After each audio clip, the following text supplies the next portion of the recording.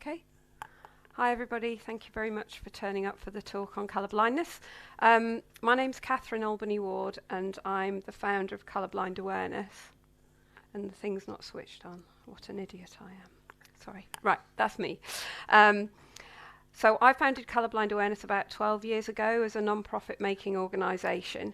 Initially because my son was colourblind and I wanted to be able to support people like my family and that was it really, but it's massively grown so that we now train schools and teachers and we advise businesses on a consultancy basis. We lobby government, we raise awareness in the media whenever we can, and we've got other clients outside of football, such as World Rugby, but in football we work for FIFA, UEFA, and some of the national associations and leagues. So for example, tomorrow I'm speaking to all of the EFL clubs in England. Specifically what we do within football is we created the first guidance notes on colourblindness in sport, for any sport, in 2017. So you probably aren't aware of it. So I'm aware that most people don't know about this document, but it's on our website and the UEFA website, and it's a sort of holistic introduction to all the issues where colourblindness impacts on football. We're a consultant to UEFA, we advise across the organisation, and we had quite a lot to do with Euro 2020. In particular, we audited all of the host venues for colourblindness issues. We also create guidance for other organisations and deliver training at all different levels. We have official observer status at the Council of Europe on the Committee for Stadium Safety and Security, and we've contributed to some of the European Convention annexes, which is quite exciting. And we have an EU project where we're working with the EFDN called Tackling Colourblindness in Sport, which Brian's going to talk to you about later. Obviously, we work with individual clubs and foundations. So what I want to talk to you today about mainly is, first of all, to explain actually what colourblindness is, because most people aren't really aware, and raise awareness of the challenges for the work that you might do specifically within football. And then look at how clubs and community foundations, etc., can become more inclusive to people who are colourblind, and therefore how you might affect change. So this session is divided into two parts. Firstly, it's what I'm going to talk to you about.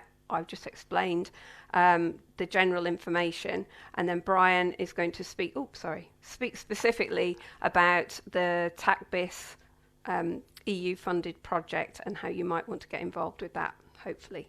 So I want to start with an introduction video which we created with UEFA and the English FA, and it's been adapted by the Tacbis project.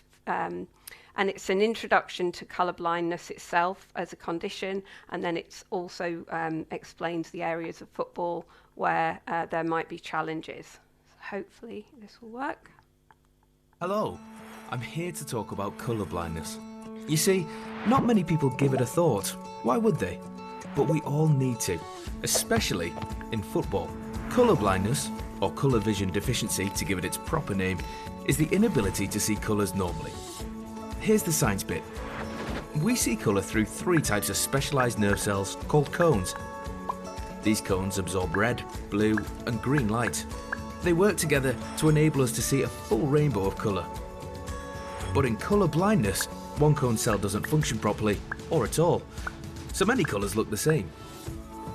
Did you know it's one of the world's most common genetic conditions? Approximately 1 in 12 men inherit colour blindness, but only 1 in 200 women do.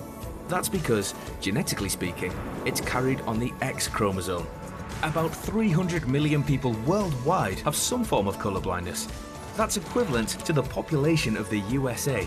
But let's keep this in Europe. There are nearly 34 million people with colour blindness across Europe. That's enough to fill an average national stadium nearly 500 times. Or, put another way, in a 70,000 seat stadium, at least 4,200 spectators will be colourblind. So being able to see the team on the left playing in an all-red kit could be a huge issue. And it's not just spectators. Colourblindness can affect anyone involved in football. Players, management, volunteers, coaches, referees, match officials, anyone. But does it really matter? It's not a major problem, is it? Well, maybe not for you, but look at it from our perspective. There are hundreds of thousands of clubs in Europe playing football every week, with thousands of kids between them. For those with colour vision deficiency, that means plenty of opportunity for colour clashes. And it's not just the kids. It's equipment like bibs, cones, flags and line markings, facilities and signage, merchandise, accessing information like buying tickets online, and even TV coverage. It's enough to put you off having anything to do with football. But it doesn't have to be this way. If you're aware of colour vision deficiency, you can help prevent these problems in the first place. All I'm asking is that you consider colour when choosing your kit combination for your team, your football equipment, your venue, and even the information online. It's not rocket science. There are easy fixes. In fact, knowing about and making small changes can make a big difference to the enjoyment and involvement of people like your children, your mates, your players, and your fans. As the world's favourite game, football has the perfect opportunity to lead the way for other sports and society in general. Now, after all that, how can you not do something?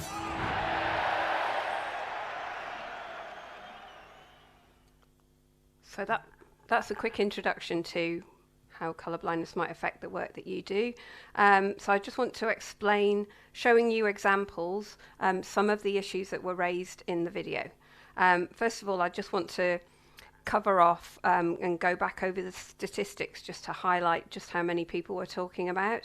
So there's about 300 million colourblind people worldwide. And that's when we talk just about red-green colourblindness, which is inherited. But you can also acquire colourblindness from conditions such as diabetes and some drugs and medications as well. So the red-green types is more than one type of colourblindness, but it affects 8% of men. So on average, about 5% of people are affected, but in football, it can be a much higher percentage because of the numbers of men that watch football compared to women. So in Wembley Stadium, for example, with a 90,000 capacity, 5,500 people would be colourblind because about 70% of the crowd will be male. And the image on the right is an attempt to highlight how many people that would look like if we sat them all in the same area of the stadium. It's quite a lot. In terms of TV, people watching on television, because obviously we're not just talking about fans in the stadium, and just taking the World Cup 2018 as an example, that had a TV audience of 1.12 billion. So over 67 million people watching the World Cup final would have been colourblind. So it's not just fans in the stadium, but the fans in the stadium you might not necessarily think are affected can be ultras, wheelchair users, children coming for the first time to watch a game, basically anybody. And the statistics don't just apply to them, they apply to players, management and coaches, match officials, club employees, and basically anyone interacting with your club, sponsors, broadcasters, even emergency services personnel. So what does colourblindness actually look like? So for people with normal colour vision, there are 3 different images in addition to the normal colour image on the top left here. This is the top 2 images are the front cover image from the UEFA guidance, and they are Euro 2016 kits. If you're colourblind and looking at this, you'll probably see a big difference between the blue deficiency in the bottom left and the normal in the bottom right and the normal top left. And the others will probably look quite similar to you. So I just want to run through that red and green deficiencies are often considered to be the same condition by just the general public, but there are actually some subtle differences between the 2 types. And the reason they get mixed up is because where red and green light sit on the visible light spectrum is very close together, so there's quite a lot of overlap in the condition. But if you look at shirt 23, in the top right, I've circled it in yellow, and you compare it in the 2 red and green simulations, you can see there's quite a difference between how people with those 2 different conditions see those colours. And another one I want to highlight is shirt 10, which is normally red, and it looks different between the severe green and the severe red. And the main point to be aware of with red is that if you have a red deficiency, it's really common to mix up red and black. So reds will look a lot darker if you're colourblind. But obviously you can see that quite a lot of colour combinations can be really confusing. And the good thing to know is also that you don't need to know what type or severity anyone's colourblindness is, because all of the tips and hints and solutions work for every type of colourblindness, the same solutions. If you've got a milder form of colourblindness, you'll see somewhere between the two normal and simulated images. So colours will be muted and can still cause confusion. So I just want to pick up some of the kit clashes that might be a big problem. If you've got normal colour vision, red and black would never ever be considered as a possible kit clash. You just wouldn't expect it. But you can see in the image on the right that even on a still photograph, you find it quite difficult to tell those two players apart. But imagine that on a small screen or fast-moving action, and you can see why people turn that colour combination off their television or complain. Excuse me. Red against green is obviously always going to be a nightmare, but it's not just a problem between the kits, because both of those kit colours look the same colour as the pitch. So if you're trying to watch a game like that on television, especially wide angles, you can't actually even see the players. So all red kits are particularly problematic, as are all green, and as I'm in Holland, I don't say it, but all orange. Sorry, I've got a cough now. And it's not just the outfield players that cause problems. Kit combinations between goalkeepers and outfield players can be an issue. So you can see the green goalkeeper kit looks the same as yellow. And I've just shown an example at the bottom. If you look at the match official on the sideline in the simulation, he'd be quite confusing to try and track on the television. And also in that combination, we've got dark red against a goalkeeper in black. So there's quite a lot to think about, but all the solutions are relatively simple, and it's all about contrast. In terms of players, statistically, because 1 in 12 men are affected by colourblindness, that means 1 in every male squad, at least. At the moment, we don't know of many players who are currently playing, because obviously it's not the sort of thing you want your club to be aware of, or your fans. So players tend to hide that they're colourblind. But one player who is playing at world-class level at the moment is Thomas Delaney, who admitted he was colourblind when he rang into a radio station just on his way to the World Cup in Russia. So he's quite open about the issues that he has. And Matt Holland is a retired Republic of Ireland international who used to play in the Premier League as well. And there's another colourblind player that Matt used to play against in the Premier League quite regularly on the opposing team. So the players are out there, they just don't tend to speak up. And quite often people don't know they're colourblind, so they don't even realise that the problems that they're having are anything necessarily to do with being colourblind. But a couple of other points just to raise for players is the issues that they might have in training. So in the simulation on the right, pretty much all of the cones in the image on the left have disappeared. Sorry, my voice is going now. And in the bibs image, you can see that all sorts of colour combinations can potentially be a problem. It's not just red bibs against green or orange bibs that might be a problem. And then there are issues with equipment, such as the ball. So unless the ball has a lot of white surface area, which makes it appear white when it's spinning, it can potentially be difficult to spot against the grass and against the colours of people in the stands or whatever the background colours are. That's a particular problem with grassroots and children playing with single colour balls. See that all the time, but it's really problematic for players.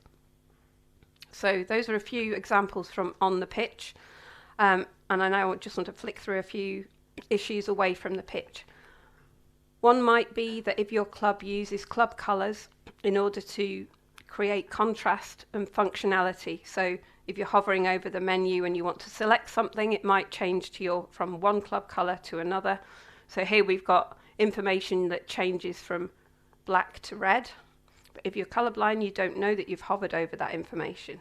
And it's not just red and black that will cause that problem. It could be any combination of colours. And the solution is to maximise colour contrast in a technical sense. There might be issues with your stadium plans if information is given in colour only. So this is an example of an old Wembley Stadium plan where a lot of the information was only given in colour. And you can see in the image on the right, too many of those colours look the same, so it was useless. They've changed it, and I'll show you what they've done to it later on. A massive problem for fans is in buying tickets on their own, because they can't work out which seats they've selected because they don't contrast against the other colours of seats. And it's not just buying the seats, there are also problems with colour-coded seat category pricing. So you can see in the simulation on the right, it's not just red and green that could be confused in those colours, and that's from a Premier League ticketing system, which they know about. Selling merchandise online and in store, you would get more sales if you make sure that people know what colour they're buying. So if you're colourblind and you don't know what colour, you know that you see colours differently to people with normal colour vision, you still want to know what colour you're buying. So if you don't know what colour it is when you get it home, you're not going to wear it if you can't remember what colour it is. So you need to make sure that you label everything with simple colour names on the garment itself or whatever you're selling, whatever product, or on the website. Then when we look at signage, safety and security issues, it's a big problem. And the problem is that red and green look the same. So any information like fire exits, not fire exits, that's that. Fire equipment mounted against the stadium wall or against certain background colours can become invisible. And here I've just highlighted an emergency exit sign that you can't see because that grey looks the same colour as the grey of the stadium. And grey stadiums and green exit signs do not work well. So there are solutions, something like if you, one thing I didn't mention before was that colourblind people can see blue and yellow quite clearly. So if you put a contrasting yellow edge on that, for example, in that location, that sign would then stand out. But here's what I was trying to explain to you about red and green being mixed up and how emergency exit plans are a bit of a nightmare. So that's dangerous, basically. There's too much information on that plan, and ideally you would want to separate the fire information from the emergency exit routes. A couple of other things to point out. Colourblind people get really, really cross when they don't know if a toilet's occupied or not, and almost every stadium that we've audited has shown toilet door locks with red and green indicators, and it'd be really easy to put a symbol on there as well as have the colours so that colourblind people weren't embarrassed, and they would really be grateful if you could do that. But that doesn't affect their life or end their life potentially, whereas the images at the bottom are showing how allergens are notified in pizzas. So if there's an allergen present, where I've indicated it with yellow circles, it's shown in red, but in the simulation on the right hand side, the red and the green look the same. So if you know you're colourblind and you know and you're an adult and you're quite confident about speaking out, you might ask the person selling you the pizza if you're colourblind or not. But if you're a child, that could kill you. So it's really, really important that people are aware of colourblindness for safety and security reasons. And another one of those would be information provided for stewards and accreditation passes. Quite often those are given in colour only, and that could mean somebody who shouldn't be getting into the players area of your stadium can skip through if the person on the gate is colourblind and they can't tell the colours apart. So as well as all of that, if you give presentations, you create publications or spreadsheets, any information given in colour only can potentially be inaccessible. So all information given in colour, you should try and give the information in another way, by text or patterns or symbols, or in the example of the graph at the bottom, you would have different patterns for the different lines. So how can you try and address these issues? Generally, it's common sense solutions. It's just being aware that there's a problem that in the first place, and then addressing it quite simply by doing something like Wembley did, So this is the newer version on the left-hand side of the stadium plan I showed you before. And now you can see they've got strongly contrasting icons against all of the colours that they're using. So not a problem. You can easily understand that information if you're colourblind. And the image on the right is Tottenham Hotspur's colour-coded original season ticket pricing plan. And they issued a colour-coded version of that. And within 15 minutes, the phone was ringing off the hook because all of their colourblind season ticket holders didn't know what the pricing was. So we had to help them create a new version, which is the one on the right. And bizarrely, even the people who thought the colour-coded version would be the better version in the first place have discovered that they find it easier to use the image on the right. They find it much quicker to answer questions and that kind of thing. And that just highlights that making information accessible to colourblind people is quite likely to be good practice for everybody, whether you're colourblind or not. Here's a real-life example of a stadium directory information, which is from Aston Villa. And on the left-hand side is the normal colour version, and the right is the colourblind simulation. And you might think if you've got normal colour vision that the image on the right is probably not accessible because you can't tell the difference between the colours quite so easily, but it doesn't actually matter because all of the information is given in strongly contrasting text and numbers and symbols, so it's just as accessible for everybody on the right as it is for people with normal colour vision on the left. So I'm coming to the end. I just wanted to point you to some resources. So the guidance document that we did for UEFA looks like that image on the right there, and that can be found on UEFA and our website as well in 8 languages, as well as some individual topic fact sheets. So fact sheets for coaches, for example, and there are separate fact sheets for clubs. And we've got some videos. In addition to the one I showed you earlier, there's quite a good one that the FA made with colourblind people who are coaches and players talking about the problems that they have. And then if you're interested in stadium safety and security, there is the Sports Ground Safety Authority Green Guide, which has an annex on colourblindness specifically, and also the European Convention. And then there's also information for other sports. So we've created a similar guidance document online for World Rugby recently, and there's some quite good player testimonial, personal impact stories in there that would also be relevant to football. And these are what the fact sheets look like for clubs. So there's one for ticketing, one for stadia, and a sort of general introduction for clubs. They're not translated, unfortunately, because they were for the Premier League. And then here's an example on the left of one of the topic fact sheets for coaches, and another one that talks about how you can look at selecting kit colours that cause less problems.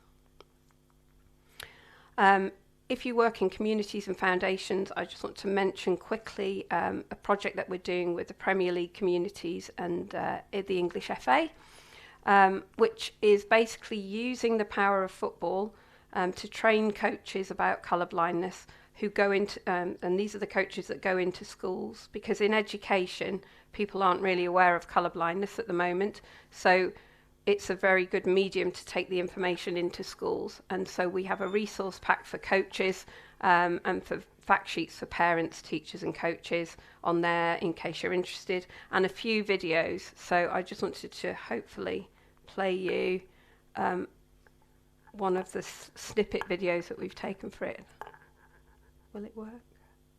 I'm really glad I made the team. I love playing. Now we're at secondary school and there's lots of new faces. I struggle to tell who's on my team. I know I'm playing slower, but the bibs look exactly the same. And those cones are so hard to see. I think the PE teacher has noticed, but I hope he doesn't drop me. Thousands of children like us have situations like this every single day. Maybe teachers and coaches need more information to know how to help us. If you think someone might be struggling, then it's your responsibility to do something.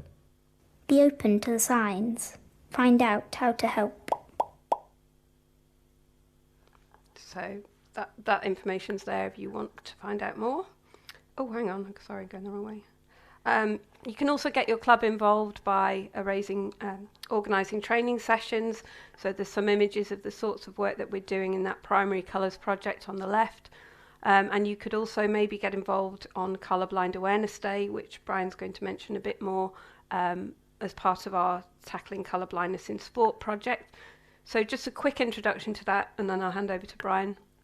It's a pan-European project, mainly led by EFDN and Colourblind Awareness, but we've also got partners Randers FC and the National Football Associations of Romania, Portugal and Iceland, and also Oxford Brookes University. And we're also supported by UEFA and the English FA. And it has 3 main objectives. The first is to prove the prevalence of colourblindness in players at all levels of the game, and identify barriers to progression for players. We've just screened all the players at Randers FC and found 2 players in the first team who nobody knew were colourblind before, not even the players. And we're screening all the children, the boys in the academy. So far we're finding exactly the numbers of players that we expected to find. So they do exist at elite level, and we're proving it. We're also creating a separate suite of resources specifically on the Tacbis website, which Brian's going to talk to you about in a minute. And then finally, we're tasked with raising awareness of colourblindness across sport and across society every year on Colourblind Awareness Day, which is the 6th of September. So just to give you an idea of the reach that we've had, we started the project in 2020, and we've tripled the social media impressions one year to the next this year. And Brian will give you the figures in a minute. But it's a great thing to be part of, because the word is really spreading now on Colourblind Awareness Day. So if you'd like to know more, I shall hand over to Brian so he can tell you. Thank you. Ooh.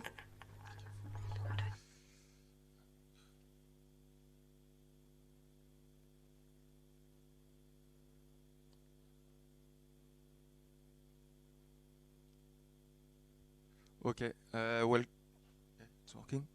Okay, so I'm going to talk about Tacbis, which is tackling colorblindness in sport. So the project, like Catherine said, so it's a project co-funded by Erasmus+. It's a 3-year project who started in January 2020. It's affecting an estimated of 300 million of people worldwide. And like Catherine said also, like we have 6 project partners with EFDN, which are Colourblind Awareness, Randers FC, Oxford Brookes University, Romania FA, the Iceland FA, and the Portugal FA. Concerning the aims and the goals of this project, the aim is to remove barriers in order to make the game more inclusive for the people who have this problem. Throughout the collaboration between the consortium of the partners with the help of the English FA and the UEFA, and also with the EFDN network, so the members of the EFDN network. It's also important to communicate on this topic in order to raise awareness to the general public and to increase mainly the knowledge of football and the sport industry and in general. In terms of achievements, so this year we had 36 million impressions in 2021 for Colorblind Awareness Day. We have a website, like Catherine said, and I will talk more about it later. We created some animation in order to simulate the normal view on the colorblind simulation. We also did a competition for children, as you can see on the bottom right for you. So it was a competition in order to make children drawing their favorite English football player. So yes, this is it, and then we received these images and did the same simulation in order to show like the difference between the normal and the colorblind simulation. We have also a press info on social media channels that you can follow via the hashtag, the tag for Facebook, Instagram, and Twitter. So concerning the website, we have different sections, which are the about, where you can find all of the resources, the guidance, and the tips for your club, potentially, if you want to implement something colorblind friendly.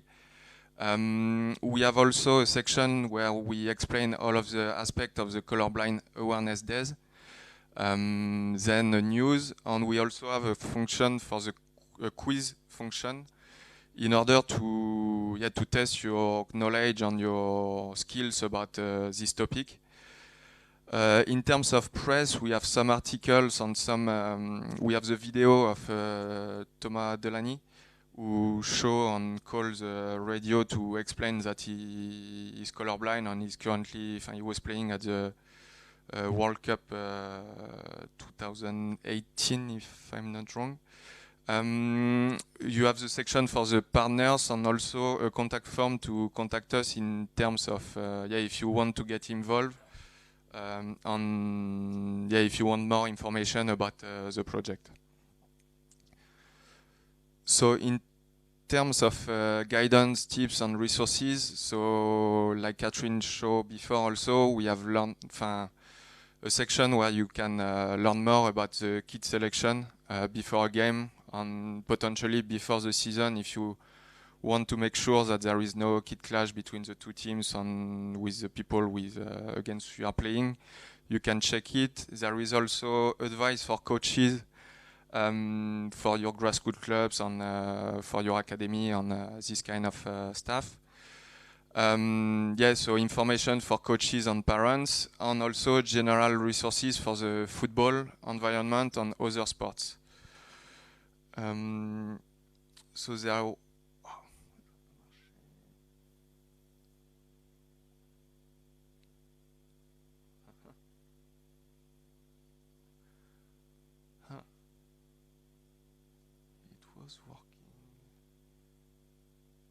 Okay, there is a video on the website that you can see. It's a long format video of 13 minutes with testimonials of the child from Everton, and with the testimonials from his parents explaining it's difficult for him to see some colors and to manage with this. You have the testimonials of a coach also who was colorblind. And he explained all of the aspects of his trainings and this kind of thing. So I invite you to check this video on the website. How to support Tacbis on the Colorblind Awareness Day. So the aim is that the EFDN network also participate to this, like posting our resources and retweeting. Most of the things that Colorblind Awareness Day post or Tacbis post. We have a supporter briefs. So in this, you have all of the simulations that you can download directly and then post on the social media channels.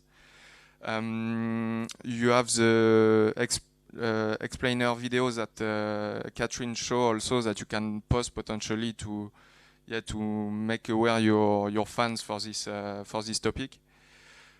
In terms of supporting partners, this year we had Aston Villa and Sheffield who participated to the Shining Light competition.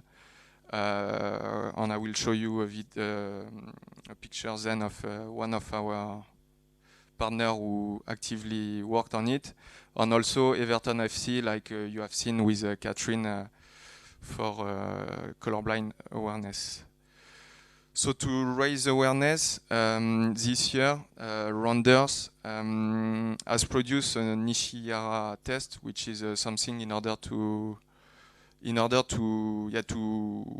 see if people could do the test and detect the colors and to see if they were colorblind. And concerning the Shining competition, Aston Villa posted the draw of Tyrone Mings, and we had the chance that Tyrone Mings reposted it on his social media channels also, in order to get this impression, like 36 million social media channels impressions this year, and 3 million for Tacbis. In terms of other tips, yes, potentially if you can have in your clubs or organization also someone who could potentially talk about it. He may have someone in his family who is colorblind, so he could be interested to support this cause. You can also ask to the player to talk with you about or to introduce this topic to your players, in order potentially to make it more open into your in the dressing room and inside your clubs. And the other thing is to go on the website to follow the guidance. It's possible to download them. So yeah. And if you need any more information about it, the main expert is Catherine about this topic, and for EFDN it will be me. So you have our mails here if you want any more information after this presentation, and we will be happy to answer to them. So yeah, it's finished. Any question from anybody? Or more, if you want to know more about it?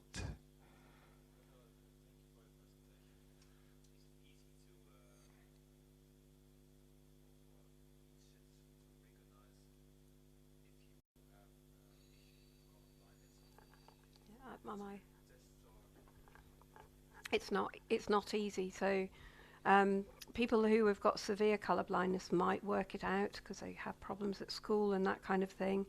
But people with less severe colour blindness often don't know, because they can see in focus. It's a bit like thinking of wearing sunglasses or ski goggles. You get used to seeing everything with a slightly different colour tint, but it's actually interfering with your ability to see colours normally. So because you can see clearly, you might not realise when you're missing information because too many colours look similar, which they wouldn't if you didn't have colour blindness. I struggle myself personally, and I found out when I was about 10. Uh-huh. I was watching the Ireland versus Wales rugby game. Ah. I turned around to my grandparents and I went, there's just 30 players, so I've done exactly the same. Yeah. So I've always struggled with it, and I think the problem I've got is retail. They're bringing out all these shirts, and I was saying before, like, it wasn't a problem with the officials until 50 years ago when someone decided they weren't dressed in black. Mm-hmm. Now, if the officials went back to black, that'll be a real good thing. Yeah. I also think to ease the problem, and I wasn't aware there was a real stigma behind this, because I've got no problems in telling people whatsoever. I think probably when a player signs for a club, it could be introduced as part of the medical. Absolutely. And then you would know that that player might struggle. So most clubs now, or certainly Premier League clubs, have got 3 shirts.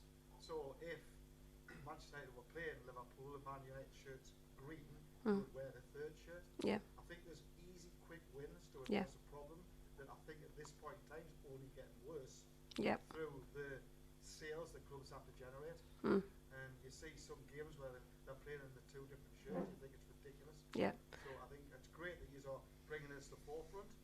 But I think if the officials went back to black, they had a real difference in the 3 shirts that clubs bring out, and the fans can't sustain it. I think it could be addressed a lot quicker. But it's really good what he's doing. Yeah. Quite nice to hear. So we are, as I said, I'm speaking to the EFL tomorrow. It's actually all the people who select kits. At the moment, they don't know about any of this. They don't have any guidance or anything. So they want, first of all, to understand what the problem is. But there is a willingness to address it now, and a couple of EFL clubs have made changes. The Premier League have software where they can identify when there's going to be a kit clash, but quite often the clubs will say, well, we've agreed with our kit manufacturer that we're going to wear this kit today, so we're actually not going to, we don't care about colourblind people because we've got other obligations. So what we're trying to work towards is a point in time where there's a date that everyone knows they've got to work to. You know, we know that kits get signed off maybe 3 years in advance. So let's say 4 years in advance, these rules come in. You can't argue that you didn't know about it. Everyone worked towards it together, and it can be easily solved. if everyone works together. But you have to understand what the point is in the first place. So this is why we're getting the EU funding to raise awareness, and that has really happened over the last 2 years. Last year in the Premier League there were 5 colourblind kit clashes, and basically the media learnt about it and really went mad, and that's embarrassed a lot of people, and there have been changes this year and the broadcasters have got involved. So I can see, if you'd asked me 5 years ago, I'd have gone, oh, I can't see it's ever going to change. But now I'm thinking, no, I really can see that it will change. Yeah. Newcastle last year, they were wearing a light grey away shirt, Mm-hmm. and the referee was like in a pale yellow shirt. When they set the stands, you couldn't see who was the official of the game. Yeah. So I'll definitely be in touch, and maybe that's why I support Newcastle, because black and white. But Yeah. It's really good. Yeah. Thank you. Thanks. Sure. When you said you did the testing with the players, was it Randers? Yeah. Was it two players that were coloured? Mm. They know No. they had a colour deficiency beforehand? No, and one of them's a striker. Oh no, I shouldn't say that, should I? One of them, one of them is really resisting it. Several times took the test because he didn't believe it. And so there is this mental health angle to screening players. So we don't really want to have to identify who players are, because that's not good. What we want to do is influence clubs and management coaches to set things up so that they are not excluded from the outset, because, well, it's a big task to screen everybody anyway, and you just want people to be included. It's so easy to do it. You don't need to screen them, but at the moment we're having to do some screening in order to prove that players exist, so that people will, at high level, will take seriously the issue. Because one of the problems is, because players don't speak out, senior people don't believe they're there because they've never heard of them. So we have to prove that they're there in order to get change.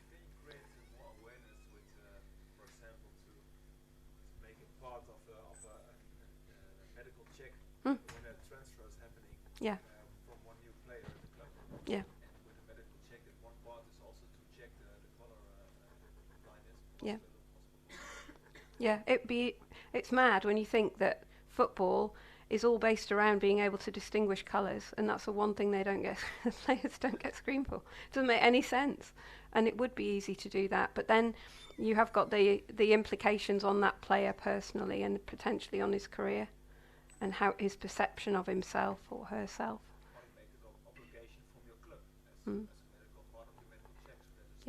Yeah. As long as that then doesn't mean that people get, because that's what everyone's frightened of, they get moved out, but it's not explained why. Just they're on the bench, and then suddenly they're not on the bench, and we've got our home kit to wear, and all those sorts of arguments. It's really difficult. So it's better to address it in training and kit regs, and then you don't need to know who they are. Am I right in thinking the testing's very simple, isn't it? I know when I got, because I'm colourblind, I'm a colour deficiency, and I was just a routine eye appointment, and she asked me to look at the red cross on the wall. Now, if it was a bold red cross, I'd be able to see it, but it was a very light cross on the wall, because it was a light that was shined on the wall.